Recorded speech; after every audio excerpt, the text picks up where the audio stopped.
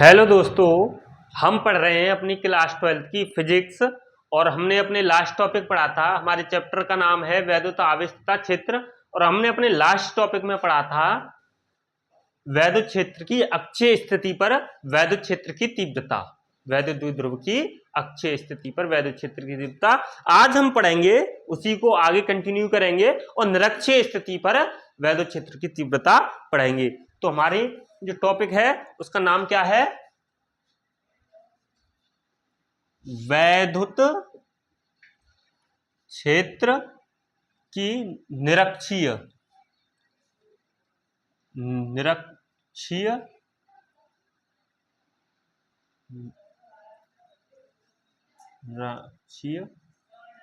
स्थिति पर वैद्युत क्षेत्र की तीव्रता, वैद्युत क्षेत्र की तीव्रता।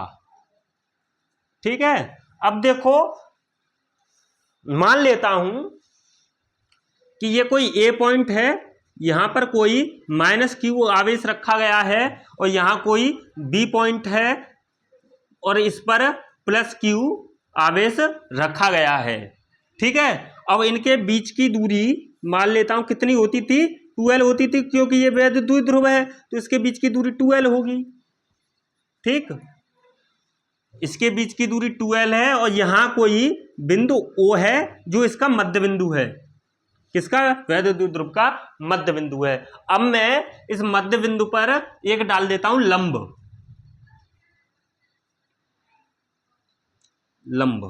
ये मैंने लंब डाल दिया और मान लो ये इसकी ऊंचाई r है। कितनी है? Small r। कितनी है? स्मॉल r ऊंचाई का है ये लंब। और अब मैं जो ये पॉइंट है, जो ये P पॉइंट है, ये इसका क्या निरक्षीय स्थिति पर बिंदु कहलाएगा। ठीक है। अब मैं क्या करता हूं कि इसे A को P से मिला देता हूं। ठीक है, A को किससे मिला दूं? P से। ठीक है। और इसी प्रकार B को भी P से मिला देता हूं। किसको? B को P से मिला दूं, इस प्रकार। ठीक है, इस प्रकार मैंने मिला दिया। अब इसकी भाषा तुम्हें अपने आप लिखनी है। और भाषा कैसे लिखनी है? क्या है भाषा? कि माना कोई वैद्युत द्विध्रुव है जिसके आवेशों के बीच की दूरी 2l है तथा इसकी निरक्षीय स्थिति पर कोई बिंदु P स्थित है और द्विध्रुव के मध्य बिंदु से उस बिंदु P तक की दूरी स्मॉल r है। ठीक है, कितनी है? स्मॉल r है। ये अपने आप लिखना शुरू करो। ठीक, और आप लिखा करो क्योंकि आप बच्चे नहीं रहे। ठीक, अब शुरू करते हैं हम अपनी सीधी डेरिवेशन। और मैंने वैसे बोल दिया है क्या इसके बारे में भाषा लिखनी है। हम अपनी डेरिवेशन शुरू करते हैं। तो हम जानते हैं, क्या जानते हैं बेटा? हम जानते हैं, लिखने में कुछ नहीं जा रहा, चाहे जानते हो या न जानते हो।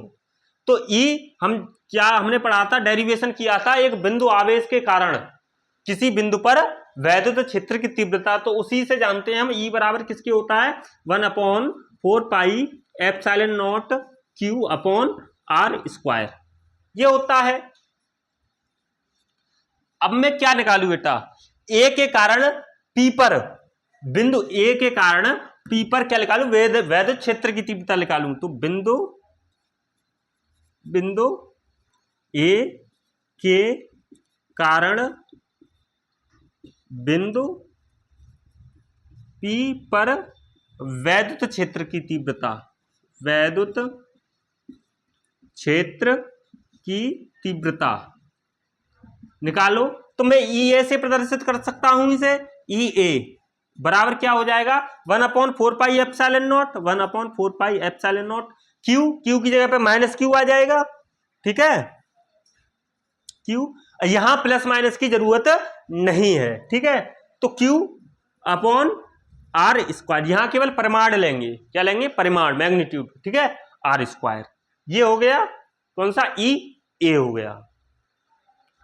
ठीक है। अब नहीं सॉरी, अब देखो ये r² है। r² क्या है? बीच की दूरी। ठीक है, तो बीच की दूरी यहां कितनी है? A से लेकर P तक। ठीक है, तो A पी, एपी का वर्ग हो जाएगा। ठीक है, अब मुझे एपी निकालनी है, एपी निकालनी है ये वाली। तो देखो मैं एपी को कैसे निकालूंगा, तो पाइथागोरियन प्रमेय द्वारा। ठीक है, इसे समीकरण फर्स्ट डाल लूं। ठीक है, तो पाइथागोरस प्रमेय द्वारा देखो ये क्या है, अब मैंने लंब खींचा है तो ये कोण 90 डिग्री का होगा, 90 डिग्री का होगा। तो ये एक समकोण त्रिभुज बन गया, और समकोण त्रिभुज में ये लंब है, ये इसका आधार है, और ये कर्ण है, मान लो ये कोण थीटा है। ठीक है, इसको बाद में जरूरत पड़ेगी, वैसे मान लो। ठीक है, और ये कर्ण है, तो ये कर्ण हुआ। तो कर्ण क्या है, हम जानते हैं कि कर्ण का स्क्वायर बराबर होता है आधार का स्क्वायर, या पहले लिख लो लंब का स्क्वायर। ठीक है, लंब का स्क्वायर प्लस आधार का स्क्वायर, आधार का स्क्वायर। ठीक है, तो कर्ण कितना है हमारा, एपी है, एपी का स्क्वायर बराबर किसका, लंब, ओपी का स्क्वायर, ओपी का स्क्वायर प्लस क्या है, एओ का स्क्वायर, एओ का स्क्वायर। ठीक है बेटा, अब एपी का स्क्वायर बराबर कितना हो गया, एपी का स्क्वायर बराबर कितना हो गया हमारा, ओपी, ओपी कहां है बच्चा, ओपी, ओपी ये कितनी दी रही है, आर दे रखी है, तो आर का स्क्वायर। ठीक है, प्लस एओ क्या है, एओ। अब देखो ये मध्य बिंदु में स्थित है, चूंकि मध्य बिंदु पर स्थित है तो यहां से ओ तक की दूरी एल में ये विभाजित तो हो जाएगा, और इधर की भी एल बचेगी, बचेगी कि नहीं, ए से लेकर ओ तक की दूरी एल हो जाएगी, क्योंकि पूरी 2l है और ये मध्य बिंदु पर स्थित है, तो एल का स्क्वायर। ठीक है, अब मैं इसका यहां से वर्ग हटाऊंगा तो इधर का वर्गमूल लेना पड़ेगा, तो क्या करूं मैं, तब एपी, ये वर्ग हटाया मैंने तो इधर का वर्गमूल लिया, बराबर किसके हो गया, R square plus L square, under root R square plus L square की। ठीक है, अब देखो मैं एपी के वैल्यू को यहां रख देता हूं, तो इससे मान लो समीकरण 2। ठीक है, तो समीकरण 2 से समीकरण 1 में मान रखने पर, किसका, एपी का मान रखने पर, एपी का मान रखने पर, ठीक है, एपी का मान रखो बेटा यहां समीकरण 1 में, तो ई ए बराबर क्या हो जाएगा, 1/4 पाई एप्सिलॉन नॉट। ठीक है, क्यू की जगह पे क्यू अपॉन एपी, एपी की वैल्यू क्या आ गई, under root R square plus L square. ठीक है, का होल स्क्वायर, क्योंकि एपी का स्क्वायर है तो का होल स्क्वायर आ जाएगा, ये समीकरण मान लो 3। ठीक, आई होप कि यहां तक आपको समझ में आया होगा। इसके बाद हम आगे बताते हैं आपको, और इसका स्क्रीनशॉट ले लीजिए, और वैसे आप, मुझे पता है कि आप कॉपी और पेन लेकर बैठे होंगे, साथ साथ नोट कर रहे होंगे, फिर भी आप स्क्रीनशॉट ले सकते हैं। 1 2 3, चलो मैं रफ करता हूं। ठीक, अब इसे मैंने मिटा दिया।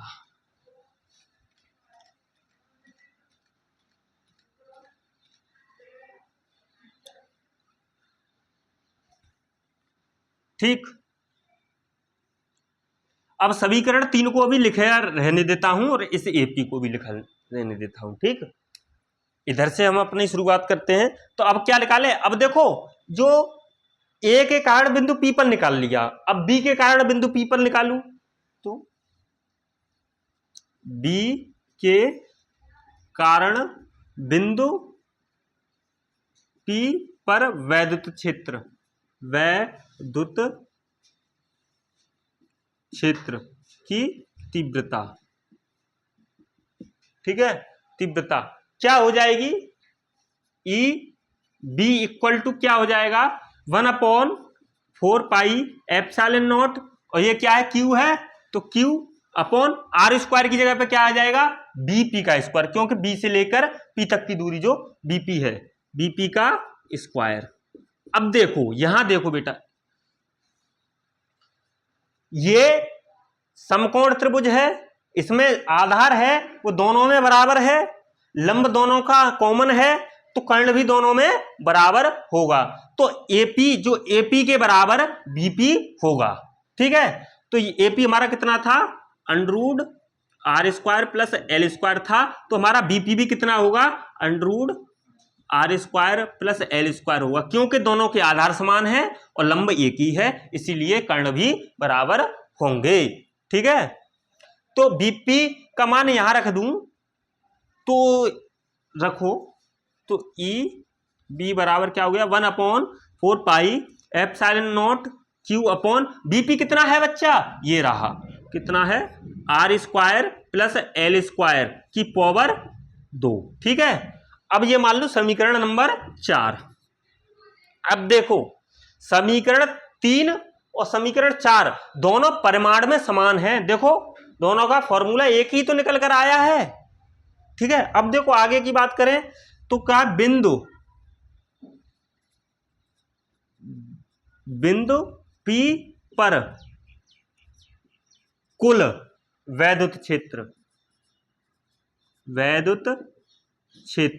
अब कुल वैद्युत क्षेत्र निकालू इस पर, किस पर, बिंदु P पर, तो क्या कैसे निकालूंगा, ए के कारण लगाया हुआ वैद्युत क्षेत्र प्लस बी के कारण लगाया हुआ वैद्युत क्षेत्र, दोनों को जोड़ दूंगा, इक्वल, इसके इक्वल आ जाएगा, पूरा निकल आएगा इस पर नेट। ठीक है, तो अब देखो बच्चा, मान लेता हूं से ई समझ लूं, ई बराबर क्या हो गया, ई ए प्लस ई बी।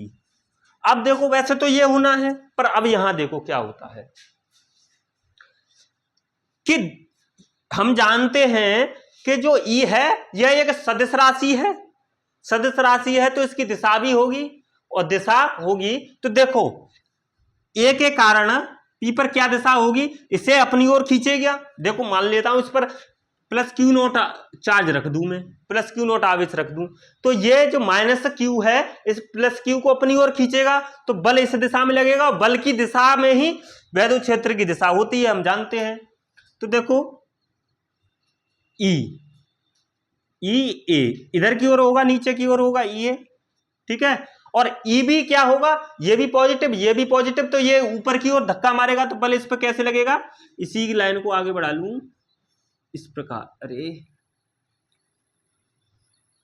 ठीक है, मेरे पे थोड़ी टेढ़ी हो सकती है, आप सीधी बनाना। ठीक है बच्चा, ये अब देखो क्या हो गया, ई बी हो गया ये। ठीक, अब मैं इनके क्या तोड़ू, घटक तोड़ दूं।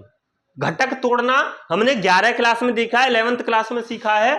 तो देखो हम यहां से ऐसे ऐसे ऐसे, और एक हो गया ऐसे, जब ई बी का हो गया ये, ठीक है, ठीक है, ये तो ये हो गया ई बी साइन थीटा, ये ऊर्ध्वाधर घटक है बी का, और ये हो गया ई बी कोस थीटा। ठीक है बेटा, ऐसे ही ई ए का तोड़ेंगे घटक, तो नीचे की ओर क्या हो जाएगा, इसका ऊर्ध्वाधर घटक कैसे हो जाएगा, नीचे की ओर ऐसे ऐसे हो जाएगा, ये मान लो आर है, आर यहां लिख देता हूं, क्या हो जाए, ई A sine theta, sine theta हो गया, और ऊर्ध्वाधर घटक तो ये हो गया। अब क्षैतिज घटक क्या होगा, इसी तरफ होगा, ई ए कोस थीटा। ठीक है, अब देखो परिमाण में, दोनों परिमाण में समीकरण 3 और समीकरण 4 अर्थात ई ए और ई बी दोनों परिमाण में समान हैं, जिस कारण क्या होगा कि इनके जो ऊर्ध्वाधर घटक हैं उनकी दिशा विपरीत होने के कारण यह एक दूसरे को कैंसिल कर देंगे, क्योंकि परिमाण में समान है, हो जाएगी cancel, E B sine theta E A sine theta को कैंसिल कर देगा, तो क्या बचेगा, ई बराबर क्या बचेगा, ई ए की जगह पे आ जाएगा E A cos theta plus B, E B की जगह पे आ जाएगा ई बी कोस थीटा। ठीक है, अब देखो मैं ई ए और ई बी की वैल्यू यहां से समीकरण 3 व 4 से रख दूं, तो क्या रखना है, समीकरण 3 व 4 से, समीकरण 3 व 4 से ई ए व ई बी का मान रखने पर, ठीक है। अब इसे मिटा देता हूं मैं, और समीकरण 4 आपके सामने लिखा हुआ है, उसी से इमेजिन कर लेना दोनों बराबर हैं, ठीक है। मैं इसे मिटा देता हूं, ठीक। समीकरण अब इसमें रखेंगे तो E इक्वल E की जगह पे क्या आ जाएगा, वही 1/4 पाई ε0 Q अपॉन ब्रैकेट में under root r² plus l² का होल स्क्वायर, ठीक है। cos थीटा प्लस EB की वैल्यू ये रही, समीकरण 4 ये रहा, वो समीकरण 3 है, तो क्या हो गया 1/4 पाई ε0 Q अपॉन क्या हो गया r² प्लस l² का होल स्क्वायर cos थीटा, ठीक है। अब देखो इन दोनों में कॉमन क्या है, 1/4 पाई ε0। अब देखो ये तो दोनों ही एक जैसे हैं, दोनों एक जैसे हैं, तो मैं ऐसे नहीं लिख सकता 2, देखो दोनों ये एक जैसे हैं, दोनों को क्या लिख सकता हूं 2 इंटू 1/4 पाई ε0, ठीक है, Q upon r² plus l², नहीं क्या हो जाएगा, ब्रैकेट में under root r² plus l² की का होल स्क्वायर cos थीटा, ये हो गया, ठीक है। अब देखो मैं इसे रफ कर देता हूं, आप इसका जल्दी से जल्दी स्क्रीनशॉट ले लीजिए। आई होप कि आपको समझ में यहां तक आया होगा, और आप इसका स्क्रीनशॉट लीजिए 1 2 3, ठीक।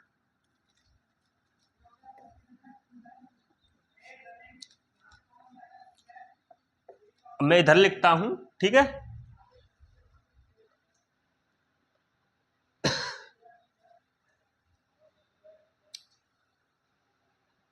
तो देखो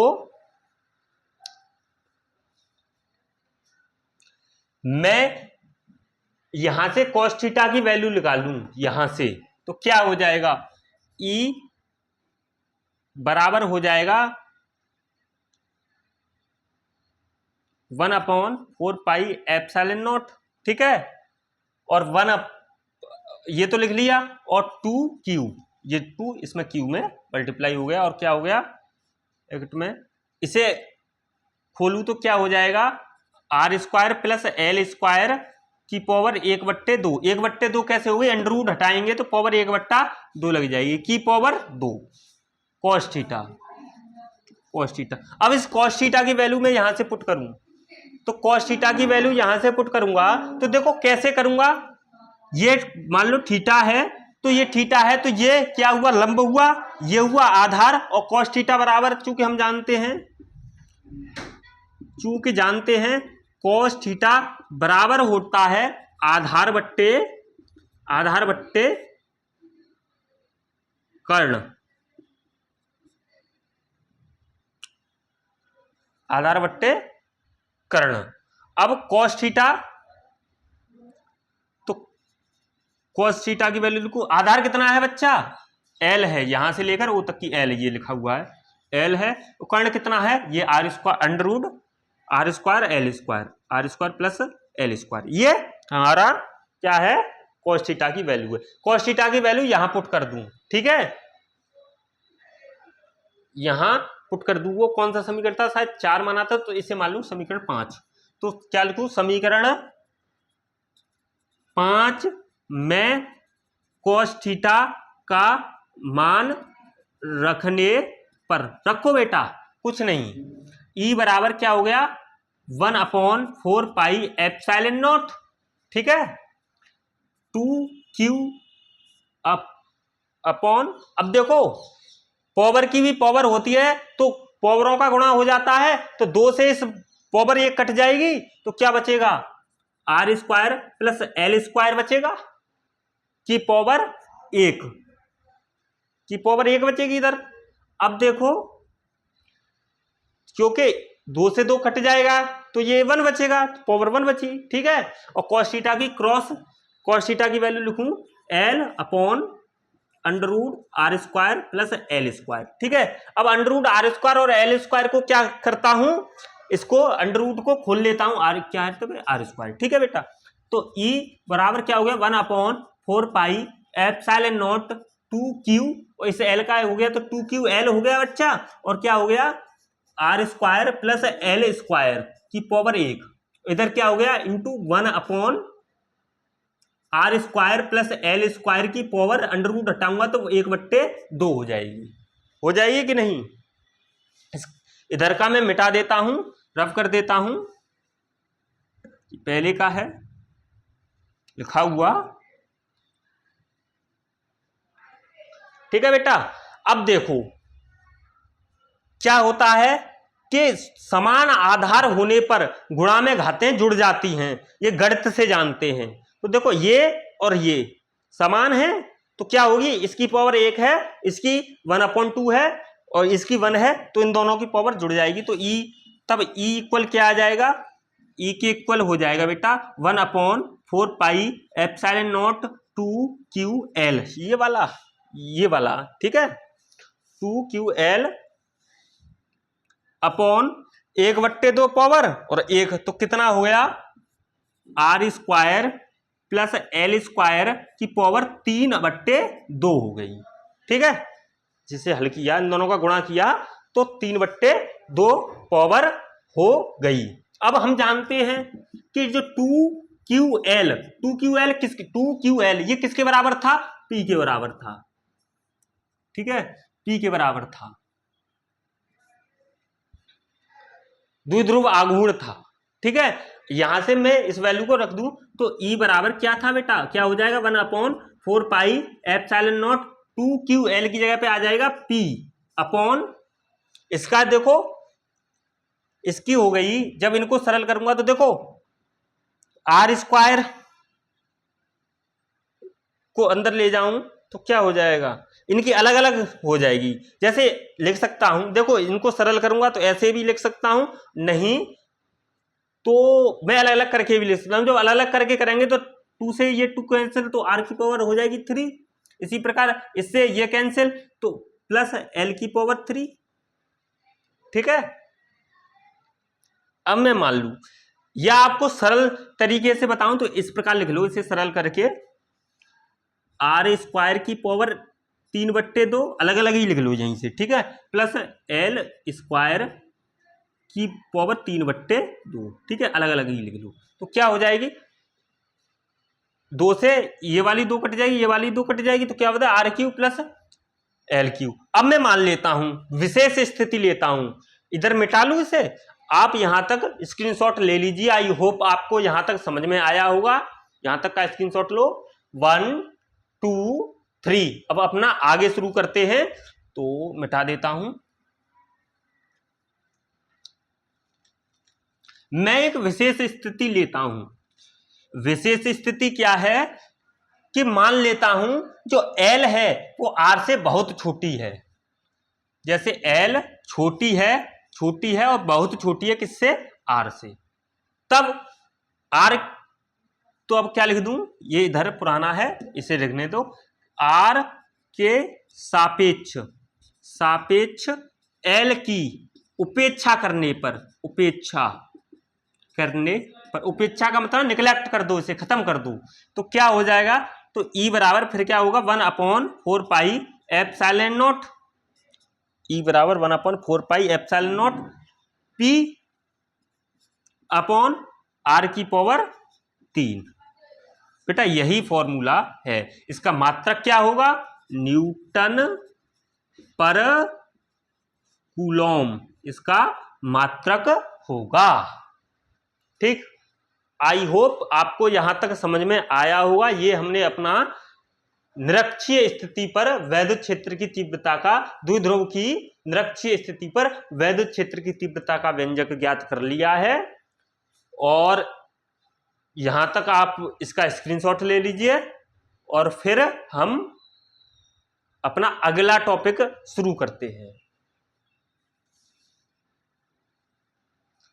हमारा अगला टॉपिक है बाह्य वैद्युत क्षेत्र में रखे किसी द्विध्रुव पर बल तथा बल आघूर्ण की गणना हमें करनी है।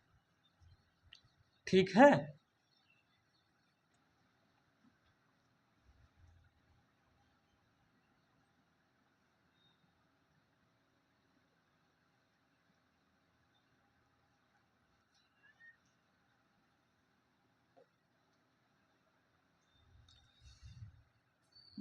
मान लो मैं एक वैद्युत क्षेत्र पहले अपना वो लिख लेते हैं कि किसी बाह्य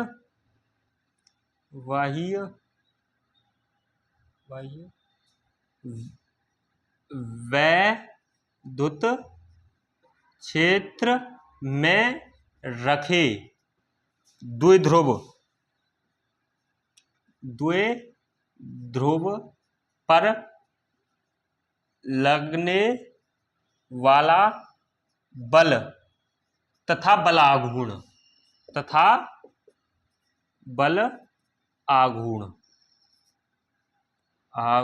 ठीक है। अब देखो, जैसे मैं एक वैद्युत क्षेत्र ड्रॉ कर लेता हूं। ये वैद्युत बल रेखाएं हैं हमारी।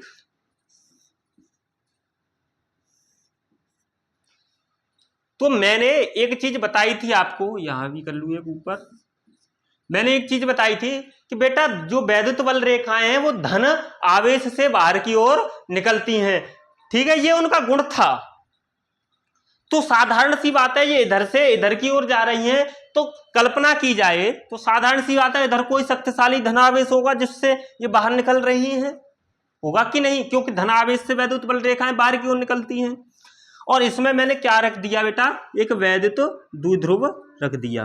ठीक है, क्या रख दिया? वैद्युत द्विध्रुव रख दिया। मान लो यहां उसका -q आवेश है इस पर, इधर +q आवेश है। ठीक है, और इनके बीच की दूरी हम जानते हैं कितनी होती है, 2l। क्या लेते हैं हम? 2l लेते हैं बीच की दूरी। ठीक है, 2l हमने इनके बीच की दूरी है वो ले ली 2l। ठीक है, दिखाई नहीं दे रहा है, मैं अच्छे से ले लेता हूं।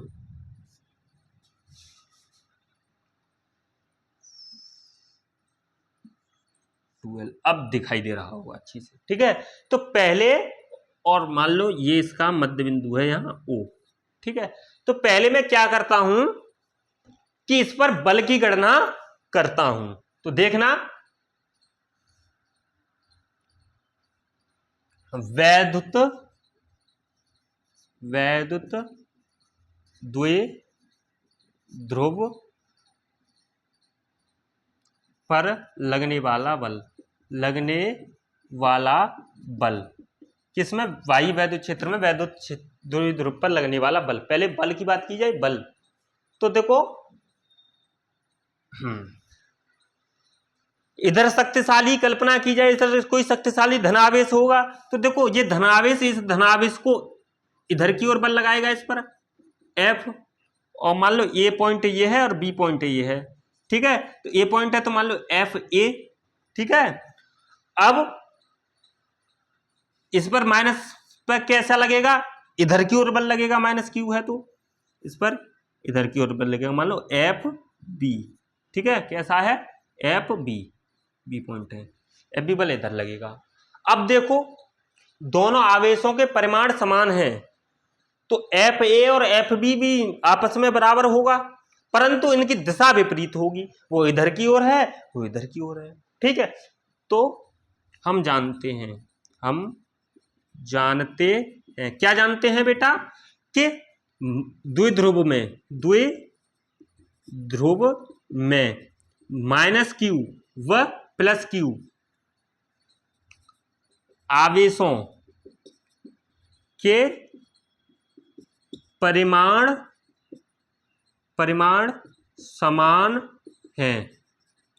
समान हैं।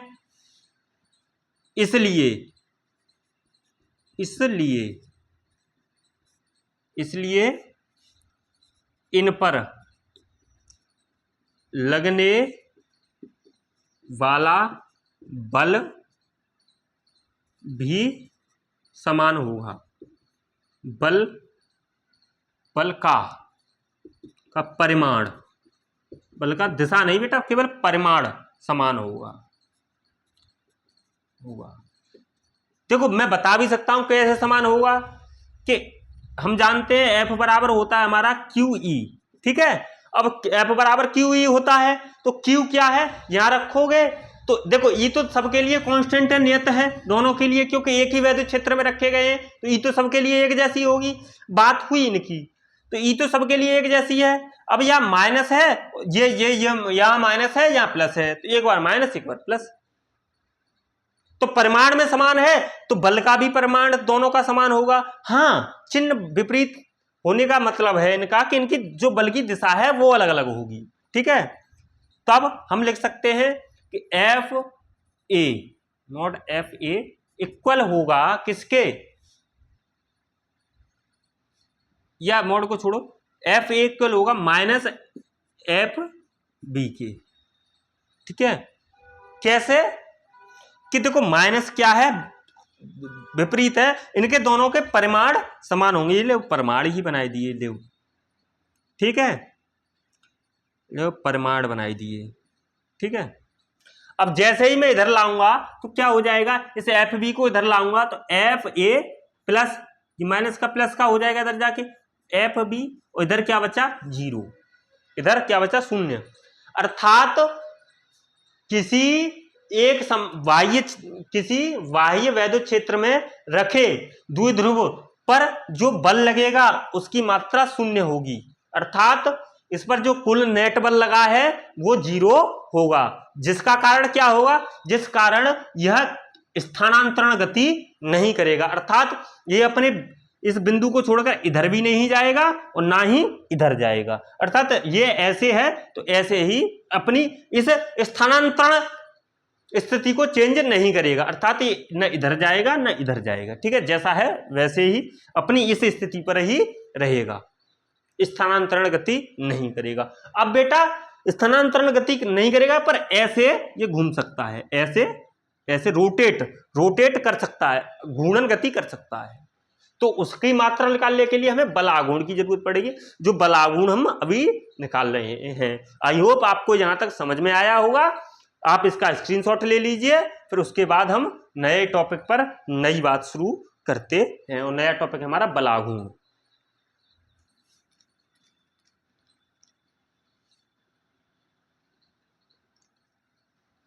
अब देखो मुझे क्या निकालना है, वैद्युत द्विध्रुव पर बलागुण, क्या बल आघूर्ण निकालना है, आघूर्ण निकालना है। तो देखो बलागुण बराबर होता है हमारा, टाउ से प्रदर्शित करते हैं इसे, और टाउ बराबर होता है एफ, टाउ जे बना, देखो पहले हिंदी में लिख लूं, बल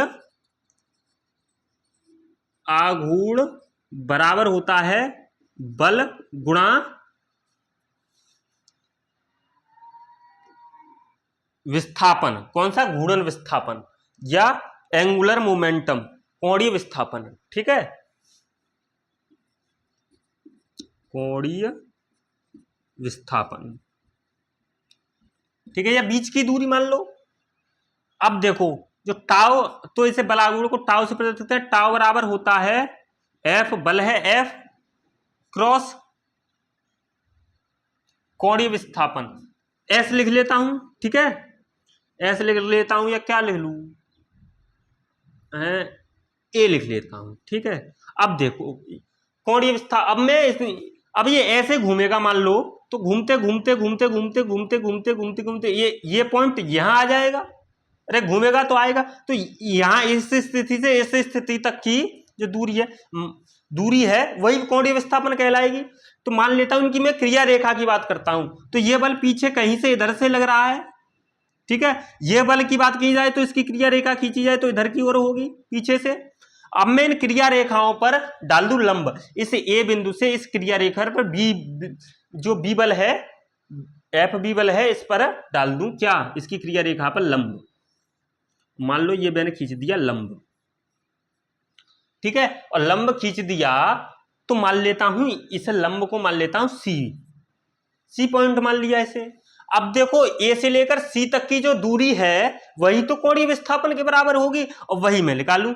तो देखो हम क्या जानते हैं, तो पहली बात तो हम जानते हैं क्या, हम जानते हैं, क्या जानते हैं बेटा, कि जो एफ बराबर होता है, एफ बराबर होता है क्यू ई, ये मैंने बताया था। क्यू माने जो एक आवेश का परिमाण तथा ई वैद्युत क्षेत्र की तीव्रता, ठीक है। एफ ई वेक्टर है, वेक्टर फॉर्म में, और ये भी वेक्टर है, ठीक है, एफ ई। अब देखो एंगुलर मोमेंटम, अब देखो हाँ, अब ये एंगुलर डिस्प्लेसमेंट अर्थात कोणीय विस्थापन निकालूंगा, तो कैसे निकालूंगा, और कोणीय विस्थापन की जगह पे क्या आ जाएगा, यहां डाल लूं, एसी डाल लेता हूं, तो सीधी सीधी कर देता हूं यहां एसी। अब एसी निकालूंगा कि चूंकि अब मुझे मान लेते को ये लंब डाला है, तो यहाँ कोण 90 का होगा, साधारण सी बात है, 90 डिग्री का कोण होगा। अब देखो ये थीटा है, मान लो ये थीटा है, तो थीटा के सामने वाला क्या है, ये वाला लंब है, और ये वाला क्या हो गया बेटा, और कर्ण हो गया ये वाला। तो हम जानते हैं कि चूंकि क्या निकालना, लंबी तो निकालना है मुझे एसी, तो cos थीटा बराबर लंब कितना है एसी, इसे समीकरण फर्स्ट मान लूं, इसे सेकंड मान लूं, ठीक है।